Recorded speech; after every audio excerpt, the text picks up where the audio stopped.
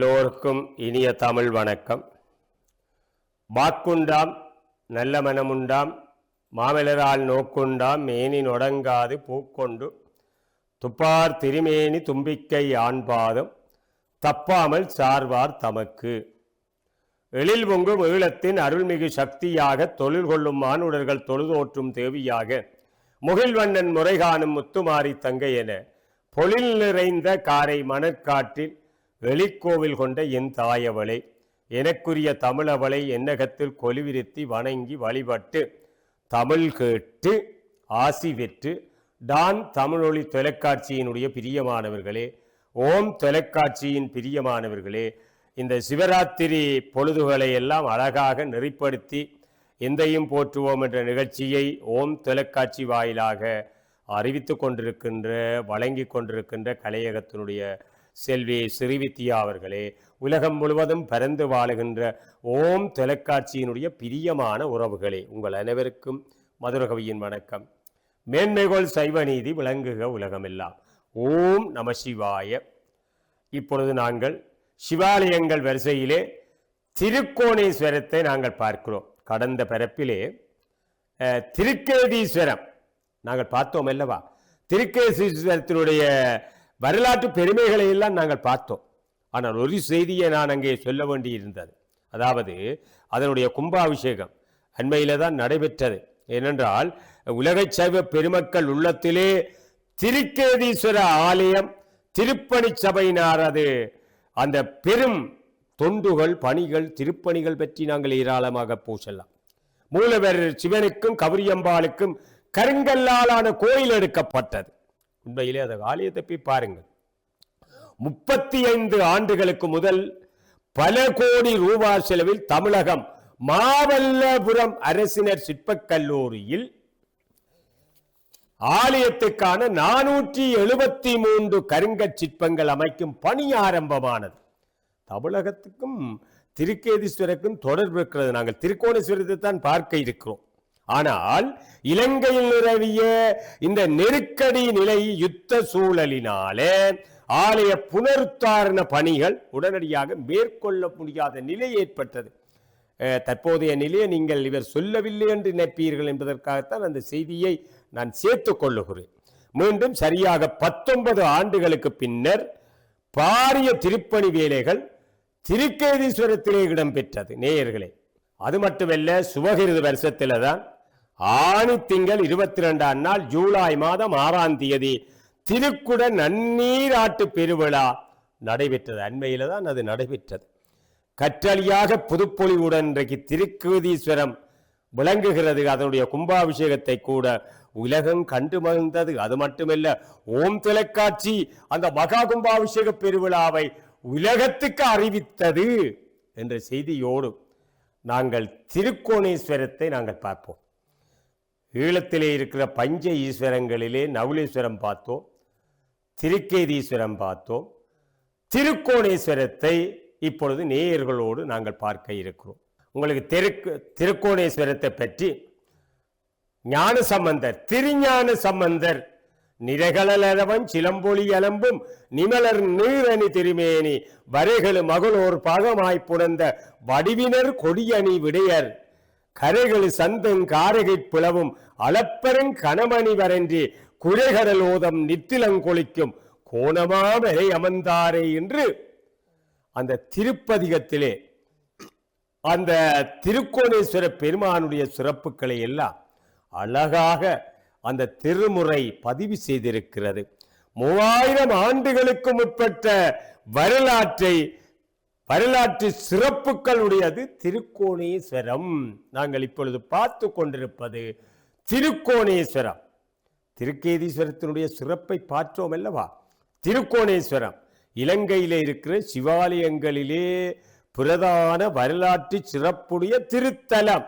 அது மட்டுமல்ல நேயர்களே, ஈழ நாட்டில் பண்டை காலம் தொடக்கம் பல சிவதலங்கள் இருந்து வருவதை அவற்றில் திருக்கேதீஸ்வரம் திருக்கோணேஸ்வரம் இரண்டும் ஈழ நாட்டினுடைய முதன்மையான சிவத்தலங்கள், பழமையான சிவத்தலங்கள், பிரதான சிவத்தலங்கள் என்று சொன்னால் மிகையாகாது. திருக்கோணேஸ்வரம் தெச்சன கைலாயம் என்று போற்றப்படுகிறது. இன்றைக்கு நேயர்களே, தெச்சன கைலாயம் என்றால் எதென்றால் திருக்கோணேஸ்வரம். நாங்கள் பார்த்து கொண்டிருக்கிறோம், இலங்கையில வாழ்ந்த ஆதி சைவ குடிமக்களின் பாரம்பரியமான வரலாற்று தலம் திருக்கோணேஸ்வரம். பல பாகங்களிலும் வாழ்ந்து வருகின்ற உலக சைவ பெருமக்கள், எல்லா இடமும் சைவர்கள் தான் வாழ்ந்து கொண்டிருக்கிறார்கள். உலகம் முழுவதும் சைவ தமிழர்கள் வாழ்ந்து கொண்டிருக்கிறார்கள். உலக சைவர்கள் வாழ்ந்து கொண்டிருக்கிற வழிபாட்டுக்குரிய புனிதமான தலமாக திருக்கோணேஸ்வரம் இருந்து வருகிறது. இன்றைக்கு உலகத்திலே எந்தெந்த திசையில எங்கெங்கு சைவர்கள் வாழுகிறார்களோ அவர்கள் ஒரு தடவையாவது திருக்கோணேஸ்வரம் வந்து போவார்கள், வழிபாடு செய்வார்கள்.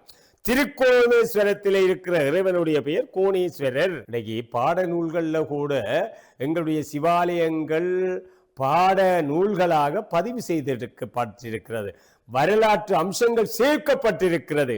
எங்களுடைய இந்து பாரம்பரியத்திலே இந்து பிள்ளைகள் இதை அறிந்து கொள்ள வேண்டும், இது சேர்க்கப்பட வேண்டும். பாட நூல்கள்ல எங்களுடைய பஞ்ச ஈஸ்வரங்களுடைய வரலாறு பதிவு செய்யப்பட வேண்டும். அது மட்டுமல்ல, இரவியினுடைய பேர் மாதுமையாள்.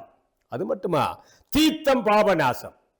அங்கே பாலாவி போல திருக்கோணேஸ்வரத்தில் தீர்த்தத்தின் பேர் பாபநாசம். இறைவனுடைய பெயர் கோணேஸ்வரர், இரவியினுடைய பெயர் மாதுமையாள், தீர்த்தத்தினுடைய பெயர் பாபநாசம். தலைவிரிச்சம் கல்லால மரம். இது நான்கும் தெரிய வேண்டும், பாடசாலை மாணவர்கள் அறிந்து கொள்வார்கள். அது மட்டுமல்ல, கிறிஸ்துவுக்கு முன் 6000 ஆண்டளவிலே இலங்கையை ராவணன் ஆண்ட வரலாறு ராமாயண காவியத்தில் கூறப்பட்டிருக்கிறதா. இன்றைக்கு 6000 ஆண்டுகள் முதல் இலங்கையை, ஈழத்தை தமிழ் மன்னன் ராவணன் ஆண்டான் என்பது எங்களுடைய வரலாறு. அந்த வம்சம்தான் நாங்கள். ஆகவே அது மட்டுமல்ல, ராவணன் வழிபட்ட தரம் திருக்கோணேஸ்வரம் என்பது வரலாறு. புராதன இதிகாசங்களிலும் புராணங்களிலும் தேவாரங்களிலும் இந்த செய்தி அழகாக வகுக்கப்பட்டிருக்கிறது. நேயர்களே, நாங்கள் பார்த்து கொண்டிருப்பது சிவாலயங்களிலே திருக்கோணேஸ்வரம். ராவணன் தன்னுடைய தாயாரின் வழிபாட்டுக்காக லிங்கத்தை பெறுவதற்காக இங்கு தவம் செய்தான் என்று கூறப்படுகிறது. தாயார் எந்த நேரமும் சிவலிங்க வழிபாடு உடைய தாயார். அவரை அவருடைய அந்த வழிபாட்டை எண்ணி சிவலிங்கத்தை திருக்கோணேஸ்வரத்திலிருந்து பெறுவதற்காக இவன் பாரிய தவம் செய்தான். அது மட்டுமல்ல, தெச்சன கைலாயமாகிய கோணேஸ்வர பெருமான் அவனுடைய தவத்துக்கு இறங்கி காட்சி கொடுத்தார். அகங்காரம் கொண்ட ராவணன் தென் கையிலேயை என்ன செய்தான் என்றால் வெட்டி பிளந்தான். இந்த சிவலிங்கத்தை எடுப்பதற்காக, தாயாருடைய வழிபாட்டுக்கு கொண்டு செல்வதற்காக தென் கையிலேயை வெட்டி பிளந்தான் என்ற வரலாற்றை எடுத்து காட்டுகின்ற கோணேஸ்வரர் கோவிலுக்கு பக்கத்திலே ராவணன் வெட்டு. இன்றைக்கு கோணேஸ்வரர் கோயிலுக்கு போறவர்கள் அந்த ராவணன் வெட்டை பார்ப்பார்கள். தென் கையிலேயை பேர்க்க எண்ணினவன் ராவணன், தமிழ் மன்னன். அந்த வாளால வெட்டினான். அதுதான் இன்றைக்கு ராவணன் வெட்டு. அது மட்டுமல்ல, ராவணன் தனது தாயாருக்கு அந்திம கிரியைகளை செய்வதற்காக உண்டாக்கிய வரலாற்று சிறப்புமிக்க கன்னியா வெந்நீர் ஊற்றுக்கள் 7 திருக்கோணேஸ்வரத்தில் பார்க்கலாம். திருவோணமலையிலே திருக்கோணேஸ்வரத்திலே கன்னியா வெந்நீர் ஊற்றுக்கள் 7ஐயும் நாங்கள் பார்க்கலாம். தன்னுடைய தாயாருக்கு அந்திம கிரியைகள் செய்வதற்காக அந்த தீர்த்தங்களை உருவாக்கினான் ராவணன். பாருங்கள், தமிழ் வீரம் அது. அன்றைக்கு திருக்கோணேஸ்வரத்திலிருந்து 7 கிலோமீட்டர் தூரத்தில் இருப்பதை, அந்த வெந்நீர் ஊற்றுக்கள் காட்சியளிப்பதை நாங்கள் பார்க்கலாம். நாங்கள் பார்த்து கொண்டிருப்பது திருகோணமலை திருக்கோணேஸ்வர பெருமான். இந்த சிவராத்திரி தினத்தில் நிச்சயமாக பார்க்க வேண்டிய கோயில். இந்த வெந்நீர் ஊற்றுக்களை இந்துக்கள் புனித தீர்த்தமாக கருதி அந்திம கிரியைகளை செய்வதற்கு அவர்கள் பயன்படுத்தி வருகிறார்கள். பிரதான காலத்திலே இருந்து இந்த கன்னியா வெந்நீர் ஊற்றுக்களை தங்களுடைய மூதாதையர்கள் பிதிர்க்கடனை நிறைவேற்றுவதற்காக, அந்திம கிரியைகளை நிறைவேற்றுவதற்காக இதை பயன்படுத்தி வருகிறார்கள். சிறப்பு வாய்ந்த ஒரு சிவத்தலம் திருக்கோணேஸ்வரம். அது மட்டுமல்ல, சிறப்பு வாய்ந்த சிவத்தலத்திலே கோணேஸ்வர் கோயிலை 1624 ஆண்டு போர்த்துகேயர் இடித்து அழித்தார்கள். இதுதான் எங்களுடைய செய்தி. ஆகவே அவர்கள் அந்த கோயிலை இடித்து அழித்தார்கள். அந்த கற்கோவில் இருந்த கற்களால் தான் பிரட்டி கோட்டையை கட்டி இருக்கிறார்கள். பாருங்கள் எவ்வளவு வரலாறு. அது மட்டுமல்ல, கோட்டை வாசலில இரட்டமீன் இலச்சனையுடன் முன்னே குலக்கூட்டன் மூட்டு திருப்பணி. அந்த வாசல்ல பாத்தீங்கன்னா அது வாசகம் இருக்கிறது. முன்னே குலக்கோட்டன் மூட்டு திருப்பணியை என்று தொடங்கும் பாடல் பொறிக்கப்பட்டிருக்கின்ற கற்றூன்கள் இன்றைக்கும் பழமையை பதிவு செய்திருக்கிறதை நாங்கள் பார்க்கலாம். அந்த திருகோணேஸ்வர துறைமுகத்தினுடைய தரப்பகுதி, அந்த நிலப்பகுதியிலிருந்து கடலுக்குள் நீண்டிருக்கும் மலையின் மேலே இலங்கை மன்னர்கள் 3 ஆலயங்களை கட்டினார்கள் என்பது வரலாறு. அது மட்டுமல்ல, அவற்றில 2 அந்தங்களிலும் மற்றது இடநடுவிலும் கட்டப்பட்டது. அது மட்டுமல்ல நேயர்களே, கடலில் நீண்டிருக்கும் மலைப்பகுதியில் மிக உயரத்தில் இந்த ஆலயமே இந்திய நாட்டு இந்துக்களினாலும் மிக மிக முக்கியத்துவம் கொடுத்து போற்றி வணங்கப்பட்டு வந்த ஒரு சிவாலயம், ஒரு திருத்தலம். அவர்களுக்கு தான் அது விளங்கும். கிபி 436 ஆண்டு மணிநீதி கண்ட சோழ மன்னனின் பரம்பரையில் வந்த வரராம தேவனின் மகனாகிய குலக்கோட்ட மன்னன் சோழ நாட்டிலிருந்து திருக்கோணமலைக்கு வந்து கோணேஸ்வர ஆலயத்தை புனருத்தாரணம் செய்தார். இந்த குலக்கோட்ட மன்னனுக்கும் திருக்கோணேஸ்வரருக்கும் திருக்கோணநாதருக்கும் திருக்கோணேஸ்வரத்துக்கும் நீண்ட தொடர்புகள், நீண்ட வரலாறுகள் இருக்கிறது. அது மட்டுமல்ல நேயர்களே, அவனேதான் அந்த கோயிலை புறணமைத்து திருப்பணிகளை நிறைவேற்றி மகா கும்பாபிஷேகத்தையும் நடத்தி வைத்தான். குலக்கோட்டு மன்னன் கோணேஸ்வர் கோவிலில் புனருத்தாரண திருப்பணிகளை அழகாக நிறைவேற்றினார். அதனாலே தான் நாங்கள் பார்க்கிறோம், திருக்கோணேஸ்வரத்தை நினைத்தால் குலக்கோட்ட மன்னனை நாங்கள் நினைக்காமல் இருக்க முடியாது. கோவிலை பரிபாலனம் செய்வதற்காக மருங்கோலில் இருந்தும் காரைக்காலில் இருந்தும் குடிமக்களை கொண்டு வந்து குடியமர்த்தினான். இந்தியாவிலிருந்து மருங்கோலிலும் காரைக்காலிலும் இருந்து அந்த குடிமக்களை கோயிலை பரிபாலனம் செய்வதற்காக, பாதுகாப்பதற்காக அவர்களை இங்கு அழைத்து குடியமர்த்தினான் என்பது ஒரு பெரிய வரலாறு. அது மட்டுமல்ல நேயர்களே, இந்த கோயிலை பராமரித்தவர்கள், கோயிலை பராமரிப்பதற்காக நிரந்தர வருவாயை பெறும் நோக்கில் 2700 அவனம் நெல் விதைப்பு தரவையை உண்டாக்கினார். இந்த நெல் விதைக்கின்ற தரவை வயல்களை உண்டாக்கி அதனாலே பெறுகிற வருமானத்தை கொண்டுதான் இந்த திருக்கோணநாதருடைய ஆலயத்தை பராமரித்து வந்தான் என்பது ஒரு பெரும் வரலாறு.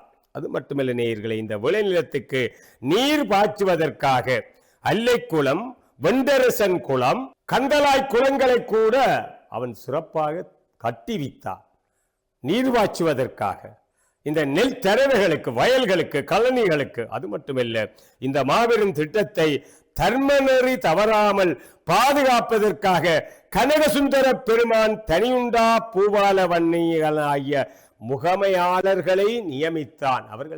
அவர்களுக்கு நியமனம் கொடுத்து இந்த முகாமைத்துவத்தை பரிபாலனம் செய்வதற்காக அவர்களுக்கு அந்த பதவியை வழங்கினான். பூஜைகள் சிறப்பாக நடைபெற சைவ நாயக முதன்மை என்ற குருமாரை நியமித்தான். இந்த சுவாமிக்கு பூஜைகளை சிறப்பாக செய்வதற்கு அவர்களை நியமித்தார். கோவில் தொழும்பாளர்களை நியமித்து அவர்களுக்குரிய கடமைகளையும் கொடுத்து மானியங்களை வழங்கினான். அது மட்டுமல்ல, இந்த விடயங்கள் யாவும் கோணேஸ்வருடைய கல்வெட்டில இன்றைக்கு பதிவு செய்யப்பட்டிருக்கிறதை பார்க்கலாம். அந்த வரலாற்று பதிவை நாங்கள் கோணேஸ்வரருடைய கல்வெட்டில பார்க்கலாம். நேயர்களை, நாங்கள் பார்த்து கொண்டிருப்பது திருக்கோணேஸ்வரம். இந்த திருக்கோணேஸ்வரத்தை பற்றி 7ஆம் நூற்றாண்டிலே சம்பந்தர், திருஞான சம்பந்தமூர்த்தி நாயனார் திருக்கோணேஸ்வரத்தில் தேவார பதிகத்தில் பாடினார்கள். ஏற்கனவே பார்த்தோம், நிறைகளவும் சிலம்பொலியலம்பும் நிமலர் நீரணி திருமேனி வரைகளு மகள் ஒரு பாகமாய் புடந்த வடிவினர் கொடியணி விடியர் கரைகளு சந்தும் காரகிற்புலவும் அளப்பெரும் கணமணியரன்றி குறைகடல் ஓதம் நித்திலம் கொளிக்கும் கோணமா மலையமந்தாரே. என்று அந்த 10 பாடல்கள் திருஞான சம்பந்தராலே திருக்கோணேஸ்வர பெருமானை பற்றி பாடப்பட்டவை. திருநாவுக்கரசர் தக்காரடியார்க்கு என்ற திருத்தாண்டகத்தை தெக்காரும் மோகோனத்தான் என்ற திருக்கோணேஸ்வரத்தை நினைத்து பாடியிருக்கிறார். 3 கோணமாய் இருந்த மலைகளை உடைய காரணத்தாலே இத்தலம் திரிகோணமலை என வழங்கி வருகிறது.